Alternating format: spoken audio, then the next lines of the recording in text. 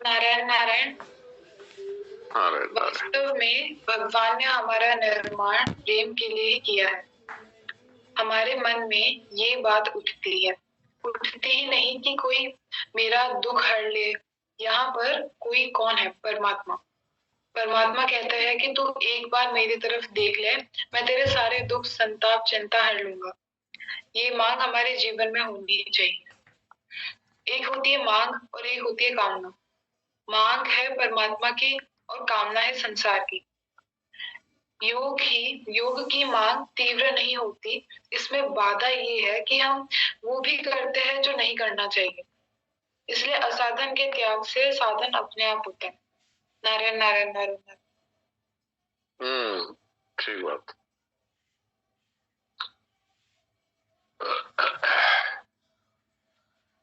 तो अभी नंदिनी से मेरा चरित्र सुनते हैं और फिर राम नारायण जी से सुनेंगे कुछ।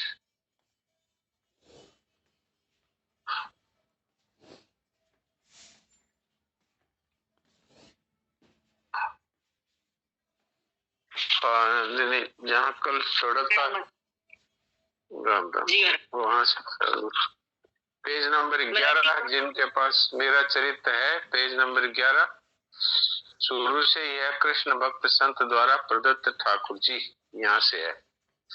हाँ सुनाओ। जी महाराज। एक बार ऐसे ही मीरा राजमहल में ठहरे एक संत के समीप प्रातःकाल जा पहुंची।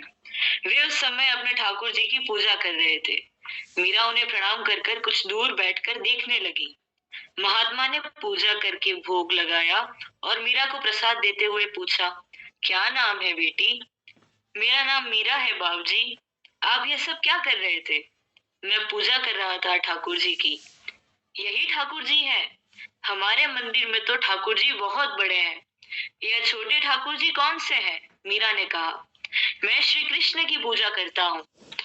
यह मूर्ति भगवान श्री कृष्ण की प्रतीक है। प्रतीक तो छोटा बड़ा कैसा भी बनाया जा सकता है बेटी। क्या यही भगवान है महाराज, अथवा ये भगवान नहीं है? मैं समझी नहीं।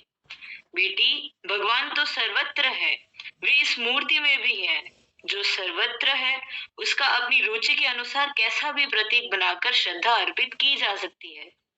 जो सर्वत्र है महाराज, उसकी पूजा भी तो सब कहीं की जा सकती है। केवल किसी प्रतीक विशेष में ही पूजा का आग्रह क्यों हो? संत ने दृष्टि उठाकर मीरा को भली प्रकार देखा। उन्हें आश्चर्य हुआ कि लगभग 5 वर्ष की आयु की यह बालिका कैसा गूढ़ प्रश्न पूछ गई। मीरा अब भी अपने प्रश्न का उत्तर पाने के लिए उनकी ओर देख रही थी। उन शांत निर्मल नेत्रों में उसका प्रश्न जैसे मूर्त हो गया। नेत्रों में ऐसी स्पष्ट अभिव्यक्ति उन्होंने कहीं नहीं देखी थी। जिज्ञासा की गरिमा, भोलापन, कोमलता और रूप सब ने मिलकर बालिका को अलौकिक बना दिया है। ऐसा समन्वय कभी देखने में नहीं आया।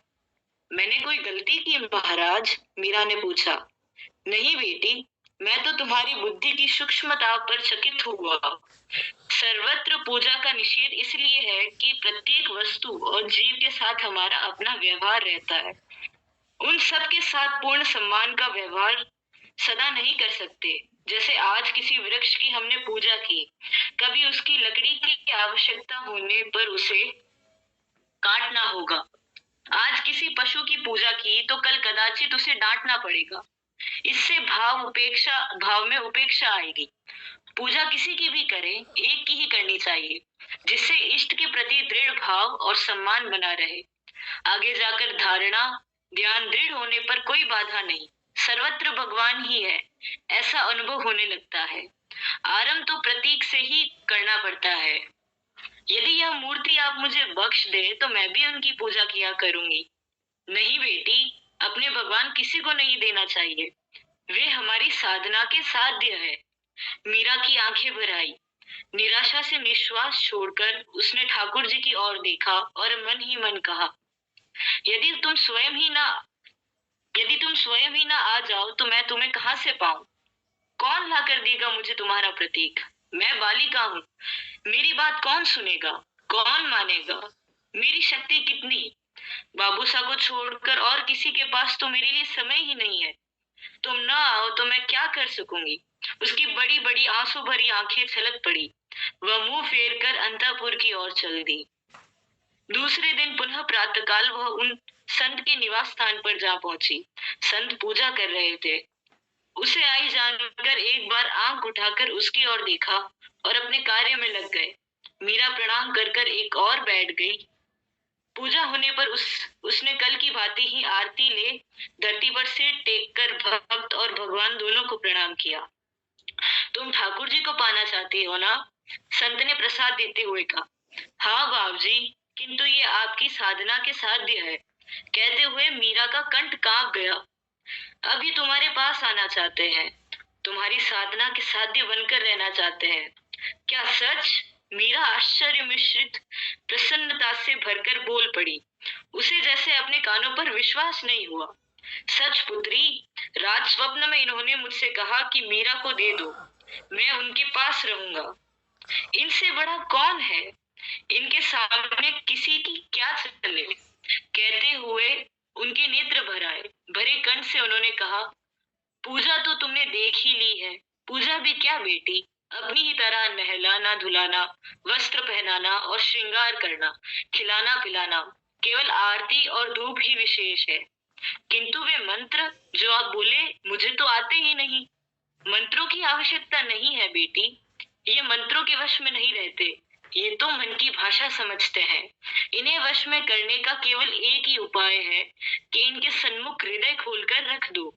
कोई दुराव छिपाव या दिखावा नहीं करना है। तुम ही सोचो, जो अंतर्यामी है उससे कुछ छुपाया भी जाए तो कैसे? तब क्यों न पहले से ही सब कुछ निरावरण रहे। अब रही मंत्रों की बात, अपनी बात अपने शब्दों में निसंकोच कह देना। लो, इन्हें ले जाओ, खूब संभाल कर रखना। ये धातु के दिखते हैं पर है नहीं। इन्हें अपने जैसे ही मानना समझना। मीरा ने संत के चरणों में सिर रखकर प्रणाम किया और जन्म के भूखे की भांति अंजलि फैला दी। संत ने उनकी अंजलि में प्रसाद की भांति ठाकुर जी को रख दिया और सिर पर हाथ रखकर गदगद कंठ से आशीर्वाद दिया। भक्ति महारानी अपने पुत्र ज्ञान वैराग्य सहित तुम्हारे हृदय में निवास करे। प्रभु सदा तुम्हारे सानुकूल रहे। मीरा ठाकुर जी को दोनों हाथों से छाती से लगाए उन पर छत्र की भांति थोड़ी झुक गई और डगमगाए पदों से वह अंतःपुर की ओर चली। हाँ, ये है, देखिए। हाँ, मैं एक बार यहाँ तक की बात कह दूं, फिर आगे बढ़ते हैं।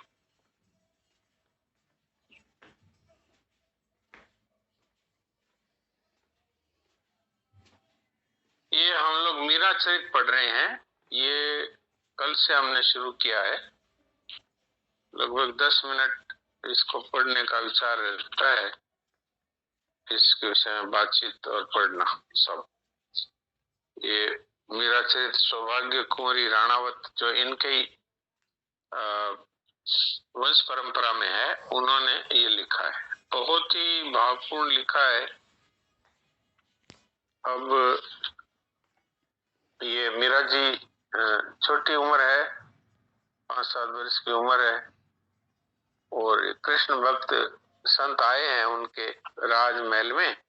दूधा जी जो थे, महाराज दूधा जी, ये संतों के और ठाकुर जी के बड़े भक्त थे और चार भुजानाथ की पूजा करते थे। इनके बड़ा मंदिर था चार भुजानाथ का।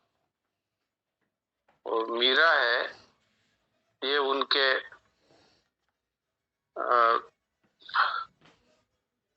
3 नंबर के पुत्र रतन सिंह जी की, 3 नंबर है कि 4 नंबर है,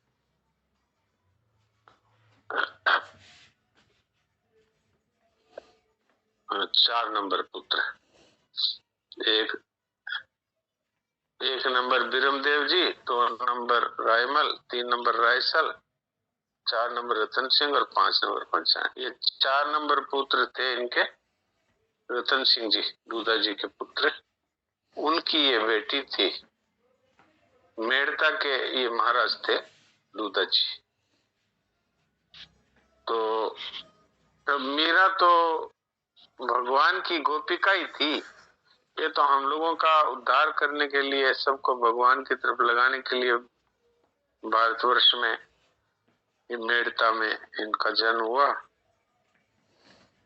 तो ये छोटी सी मीरा है 5-7 वर्ष की, यही संत के वहां पहुंच गई और संत ने ठाकुर जी की पूजा कर रही थी तो कहा ये ठाकुर जी है? हाँ ठाकुर जी है। ये तो बहुत छोटे से हैं, क्योंकि राव दूधा जी के मंदिर में चतुर्भुजनाथ की बड़ी विग्रह थी। तो अब इतनी छोटी है तो ये कौन से भगवान है? ये कृष्ण भगवान है। तो मीरा ने कह दिया कि ये आप मुझे दे दीजिए, मैं इनकी पूजा करूंगी। तो संत ने कह दिया भाई ये तो हमारे आराध्य हैं, इनको आपको कैसे दे दें? तो वो बेचारी क्या करती, वहीं हाथ जोड़ के बैठ गई। उनमें मन में भगवान से कहा अब आप आना चाहो तभी आ सकते हो, मैं तो छोटी हूँ, मेरी बात कौन सुनेगा। तो दूसरे दिन फिर गई तो पूजा देखी और प्रणाम किया। तो फिर संत ने कह दिया तुम ठाकुर जी को पाना चाहती हो ना? हाँ बाप जी, परंतु ये तो आपकी साधना के साध्य है, अब ये तुम्हारे पास आना चाहते हैं, तुम्हारी साधना के साध्य बनना चाहते। तो मीरा आश्चर्य से, प्रसन्नता से एकदम आनंदित हो गई। स्वप्न में मुझे संत बोले, स्वप्न में मुझे कहा मेरे आराध्य भगवान ने कि मीरा को दे दो। अब बताओ जब इनकी इच्छा है तुम्हारे पास आने की तो इनको कौन रख सकता है? अब मीरा ने पूछा तो ठीक है, पर इनकी पूजा मैं कैसे करूंगी? आपने आगे सुन ही लिया कि पूजा क्या है। जैसा अपन खाते पीते नहाते धोते कपड़े पहनते ऐसे ही इनको, ये धातु के दिखते हैं पर ये वास्तव में भगवान ही है।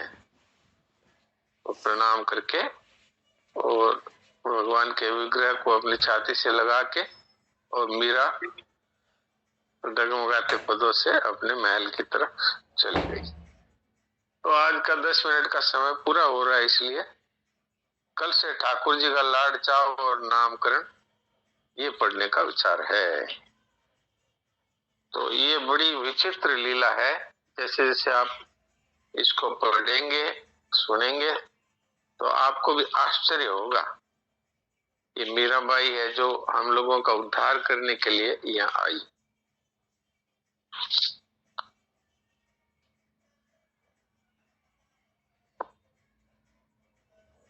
तो अब रामनारायण जी की इच्छा है कि कुछ शरणानंद जी महाराज के कुछ इनके पास लेख हैं तो उसमें से कुछ सुनाए, क्योंकि हम लोग कहानी सुनते थे तो ये मीराबाई का चरित्र है तो अपने आप ही कथा हो ही गई। तो अभी इनसे कुछ शरणानंद जी महाराज की बातें सुन लेते हैं। हाँ रामनारायण जी कुछ सुना दीजिए।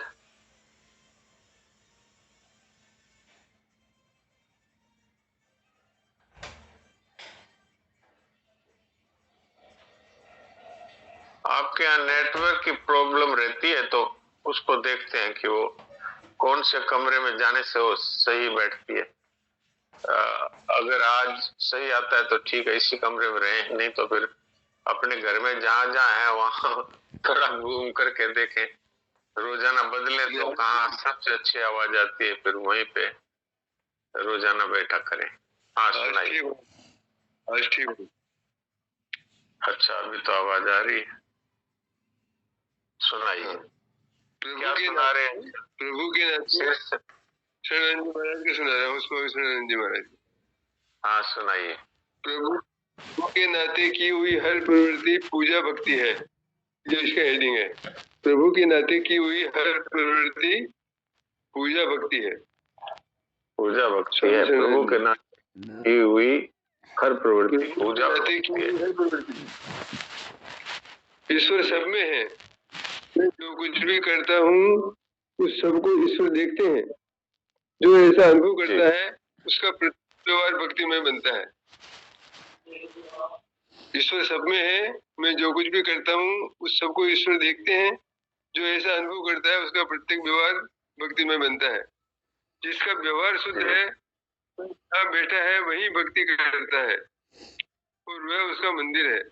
व्यवहार और भक्ति में बहुत अंतर नहीं है।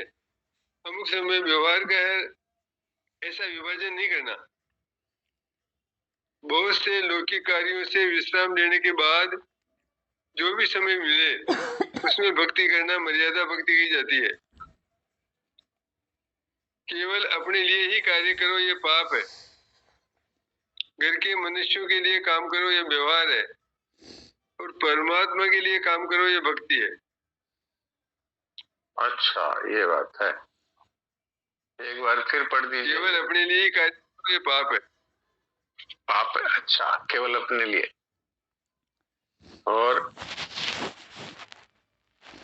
घर के मनुष्यों के लिए काम करो ये व्यवहार है।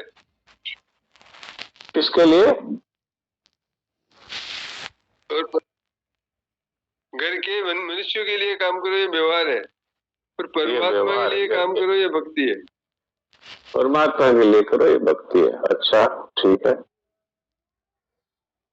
कार्य तो एक है परंतु इसके पीछे भावना में बहुत फर्क है।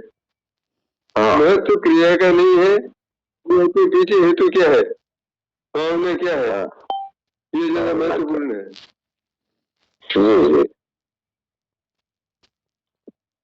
भक्ति के लिए प्रवृत्तियों का निरंतर त्याग करने की आवश्यकता नहीं है। भक्ति के लिए प्रवृत्ति का निरंतर त्याग करने की आवश्यकता नहीं है। प्रवृत्तियों को सतत भक्ति में बना लो। अच्छा, प्रवृत्ति को भी शक्ति से भक्ति बना लो। अपनी प्रत्येक प्रवृत्ति को भक्ति में बनाओ। अच्छा, धंधा करने में ईश्वर को भूलो मत। तुम्हारा धंधा ही भक्ति बन जाएगा। अच्छा, ये शरणानंद जी महाराज दुकान में से द्वारका में सुनिए, ये शरणानंद जी महाराज का लेख है या डोंगरे जी महाराज का है? नहीं, स्वामी शरणानंद जी ये तो आया है मेरे पास मानस। उनकी भाषा तो नहीं है ये जो नहीं, ये भाषा तो ऐसा लगता है जैसे डोंगरे जी की भाषा है। मनुष्य संघ करनाल की है ये किताब, उसमें आया है प्रभु के नाते की हुई प्रवृत्ति। अच्छा, उसमें लिखा है क्या स्वामी शरणानंद जी महाराज के ये लेख? स्वामी शरणानंद जी, श्री स्वामी शरणानंद जी, मनुष्य संघ करनाल ब्रैकेट में लिखा हुआ। ठीक है, ठीक है, सुनाइए। धंधा करने में ईश्वर को भूलो मत, तुम्हारा धंधा ही भक्ति बन जाएगा। कोई वैष्णव दुकान में से द्वारकानाथ सदा हाजिर है ऐसा समझ करके व्यवहार करे, ये बहुत जरूरी है। जब तक देह का भान है तब तक व्यवहार तो करना ही पड़ेगा।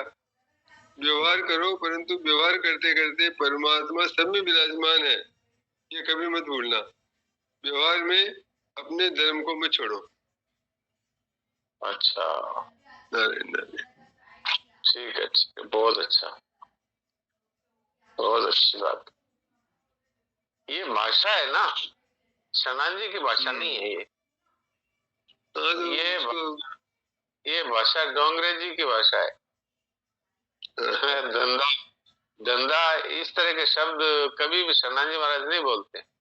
नहीं लिखते, मैंने आज तक एक भाषा नहीं सुनी। ये भाषा डोंगरे जी महाराज बोलते हैं।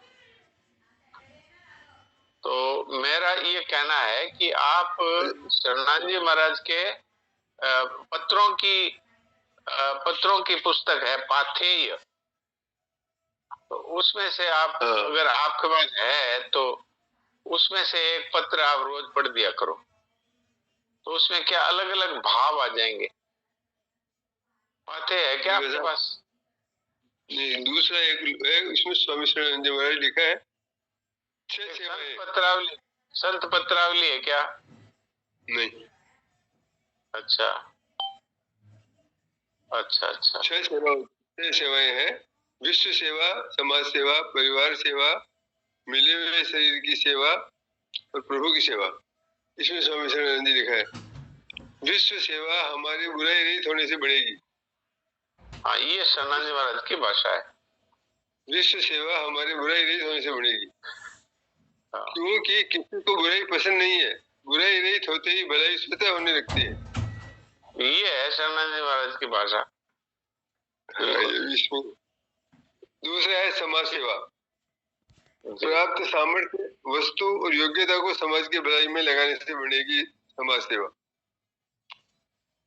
तीसरा है परिवार सेवा। प्रभु के नाते अपना राग निवृत्ति के लिए परिवार की सेवा करो, परंतु ध्यान रहे समाज को हानि पहुंचाकर परिवार की सेवा मत करना। मिले हुए शरीर की सेवा। शरीर अपना नहीं है तथा अपने लिए नहीं है, क्योंकि सदैव अपने साथ नहीं रह सकता है और जैसा चाहे वैसा रख भी नहीं सकते। ये तो वास्तव में सेवा सामग्री है, इसीलिए इसकी सेवा भी अनिवार्य है। योगी व साधक मानसिक संयम का बहुत ध्यान रखते हैं, अतः उनके जीवन में संयम स्वतः आ जाता है। शरीर की सबसे बड़ी सेवा यही है, शरीर के द्वारा सुख भोग का त्याग किया जाए। शरीर की सबसे बड़ी सेवा यही है कि शरीर के द्वारा सुख भोग का त्याग किया जाए। वह परिवार को हानि पहुंचाकर शरीर का पोषण नहीं करता। ये नियम है कि सुख के भोगी को विवश होकर दुख और शोक जरूर भोगना पड़ता है। सुख के भोगी को विवश होकर दुख तथा शोक अवश्य भोगना पड़ता है। तीसरा है अपनी सेवा। अपनी सेवा अकिंचन और अच्छा होने से बढ़ेगी। जिसे अपने सुख के लिए शरीर और संसार से कुछ भी नहीं चाहिए, उसके जीवन में शांति और आनंद स्वतः आ जाता है। अकिंचन क्या है? अपनी सेवा अकिंचन तथा अच्छा होने से बढ़ेगी। अकिंचन क्या चीज? अकिंचन आप बताइए। अकिंचन किसको कहते हैं? मेरा कुछ भी नहीं है। हाँ, वही अकिंचन है। और अचार तो है ही कामना का त्याग। तो अपने ऐसे फटाफट जो पढ़ते हैं ना, इससे समझ में नहीं आता जल्दी। तो इसलिए हाँ, इसलिए मैं अब आपको, जैसे मैं समझता था 10 मिनट, तो 10 मिनट होने वाले हैं। तो अपने क्या है कि अब इतना सब कुछ पढ़ लिया, अब इसमें से अंत में क्या समझ में आया? तो ये है बात कि हमें इसको ऐसा विषय लेना है जिस विषय में, उस विषय की, जैसे अभी प्रेम की बात चल रही है, तो उसमें वो प्रेम के संबंध में ही सारी बातें। तो इस तरह का विषय तभी आएगा जब अपने संत पत्रावली या फिर पाथेय। जी सर, पाथेय पढ़ूं। हाँ, तो कल से आप पढ़ना। आज तो मैं देवकी जी से अभी बात करता हूँ। कल से जयेश भाई आप पाथेय का एक पत्र रोज पढ़ दीजिएगा। जी सर। है ना? तो उसमें क्या है, नई नई बातें आएगी हर पत्र में। ये देवकी जी को लिखे हुए पत्र है पाथेय में। तो हर एक पत्र में एक अलग विषय होता है। उससे क्या है कि हम लोग उस बात को पकड़ पाते हैं कि हाँ, ये शरणानंद जी महाराज ने ये बात इनको कहनी चाहिए है, या उनके प्रश्न के उत्तर में ही वो पत्र लिखा जाता है। तो उनका कोई एक विषय का प्रश्न है, उसके उत्तर में उन्होंने उत्तर दिया है, तो इसलिए उसको अपने पढ़े तो ज्यादा अच्छा है। क्योंकि इसमें क्या है, बिखरी हुई चीजें है ना, तो वो पकड़ में नहीं आती साधक के। तो इसलिए कल जयेश भाई से पढ़ाएंगे। तो इनके पास में पाथेय है, संत पत्रावली या पाथेय, इसमें से ही एक पत्र रोज पढ़ दिया करेंगे। तो उस विषय में थोड़ा अपन लोग बात कर लेंगे। अभी तो देवकी जी के पास चलते हैं। देवकी जी को कोस्ट बनाता हूँ।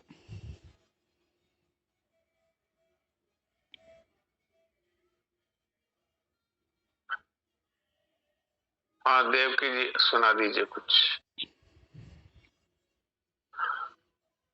नारायण नारायण नारायण। नारायण नारायण।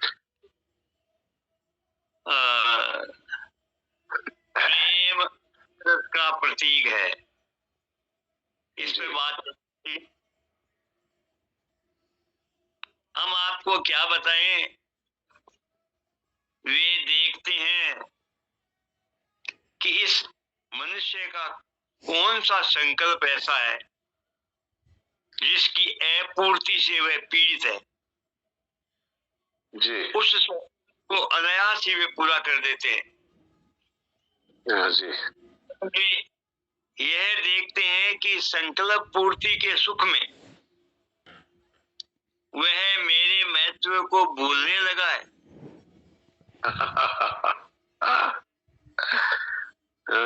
ये संकल्प पूर्ति क्या बात है।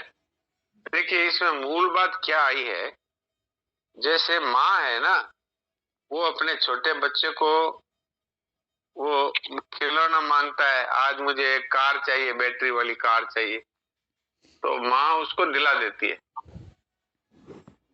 तो दिला देती है तो फिर वो उस कार में ही रम जाता है और वो भूल जाता है माँ को। ऐसी हमारी स्थिति है कि अपन सोचते हैं कि मुझे ये मिल जाता तो बड़ा आनंद होता, तो भगवान व्यवस्था कर देते हैं कि चलो इसके लिए व्यवस्था कर दो। फिर उसके बाद देखते हैं कि ये तो मुझे तो भूल गया, मैंने इसको ये दिया और मेरे को ही भूल गया। तब वो एक नई लीला करते हैं। मेरी बात बताता हूँ। महाराज जी के पास तो मैं बाद में आया था। मेरे मन में ये थी कि मैं विदेश यात्रा करूं, ऐसे मेरे मन में थी जब मैं कॉलेज में पढ़ता था तब। तो विदेश यात्रा में मैं जानता नहीं था मुझे कहाँ जाना है, लेकिन पता नहीं कैसे मेरे मन में आई कि बेल्जियम जाना है, ऐसी मन में आई। तो अब वो तो बहुत पहले की बात है, कॉलेज के समय की बात है। तो कोई ऐसा संयोग था ही नहीं कि भाई मैं विदेश जाऊं। मैंने कोशिश की पढ़ाई में भी कि वो विदेश की एक परीक्षा होती है, उस परीक्षा को मैं पास करूं तो फिर अनायास ही मेरे को विदेश जाने का वीजा मिल जाएगा, तो मैं वहीं पर ही डॉक्टरी कर लूंगा और उसका पैसा भी वहां की सरकार दे देती है। लेकिन वो मेरा हो नहीं पाया। तो वो बात आई गई, हो गई। फिर महाराज जी के पास आया तो एक बार महाराज जी ने कहा अपने गीता के भावों का प्रचार करना है, गीता प्रेस का प्रचार करना है, तो तुम अंग्रेजी जानते हो तो तुम जर्मनी चले जाओ। जर्मनी में उनके एक श्रद्धालु रहते थे, तो उन्होंने कह दिया हाँ जर्मनी में मेरे पास भेज दीजिए, मेरे घर में रुक जाएंगे और मैं वहां पर मंदिरों में और कॉलेज में जहां पर सत्संग की व्यवस्था होगी कर दूंगा। तो मैं चला गया जर्मनी। अब जर्मनी चला गया तो वहां पर मेरे मन में तो ये बात शायद आई नहीं थी, लेकिन ये मेरा संकल्प कितने वर्षों पहले का था बेल्जियम का। तो उन्होंने खुद कह दिया कि मेरे एक बेल्जियम चलते हैं, मेरे एक व्यापारी के पास कुछ रुपए उधार है तो वो ले आते हैं। मैंने कहा कैसे जाएंगे? बोले ये तो बेल्जियम जैसे अपने शहर है वैसे ही है, यहाँ यूरोप में छोटे छोटे देश है, ये अपना जर्मनी है, सड़क से हम लोग चलेंगे हॉलैंड, हॉलैंड के रास्ते होते हुए बेल्जियम चले जाएंगे। तो मैंने कहा अरे वाह, तो ये तो अपने जैसे राजस्थान से हरियाणा चले गए, हरियाणा से यूपी चले गए, ऐसे ही है वहां तो मैंने एक ऐसा वीजा मिलता है जो एक ही परमिशन से यूरोप के कई देशों की यात्रा हो जाती है। तो वीजा अलग अलग लेने की जरूरत नहीं पड़ती। तो उसमें उसको शेंगेन वीजा कहते हैं, शेंगेन वीजा। उसमें यूरोप के 10-15 देशों की यात्रा आप उसी वीजा पे कर सकते हैं। तो मैंने पासपोर्ट जेब में डाल दिया। उन्होंने कहा पासपोर्ट ले लो, रास्ते में कोई पूछेगा तो पासपोर्ट दिखा देना। तो किसी ने पूछा ही नहीं। हम उन्हीं की कार में सड़क के रास्ते से हॉलैंड को पार करके और बेल्जियम चले गए। तो मैं मन में सोचने लगा कि कब मेरे मन में बेल्जियम की इच्छा हुई थी। मैं जानता भी नहीं था कि बेल्जियम में हीरों का व्यापार होता है और ये ऐसी इसके लिए प्रसिद्ध जगह है। तो वहां पर भगवान ने भिजा दिया। हालांकि मेरे कोई वहां काम भी नहीं था और मैं किसी को जानता भी नहीं था। तो ये जो आपने कहा ना कि भगवान ये देखते हैं इसके मन में क्या इच्छा है, तो वो इच्छा पूरी करते हैं और फिर ये देखते हैं ये तो मुझे भूल गया, तो फिर क्या लीला करते हैं। अब समय तो आज का पूरा हो गया, कल बताइएगा। थोड़ी देर के लिए शांत हो जाते हैं।